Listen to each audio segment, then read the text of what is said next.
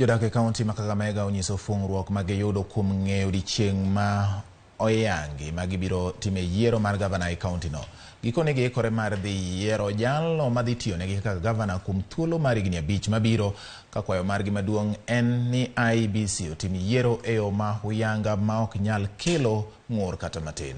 Duolo matayo yiero nyolando ni gidhi tayo yiero e gwengego manyicha ne odong' ma ok otime yiero tarik 29 mar dweni, ma oting'o nyaka Mombasa ka kuonde moko ibiro tim ka kuonde mamoko yiero no ibiro tim e kuonde chung' od bura kod mago mag MCS.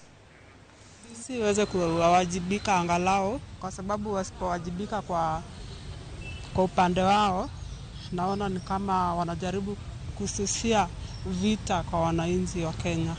Kulingana na vile uchaguzi umefanyika katika nchi ya Kenya, tumepata ya kwamba kaunti mbili, kaunti yetu ya Kakamega na ya Mombasa, ndiyo ambayo bado hatujaweza kupewa nafasi ya kuwachagua gavana wetu.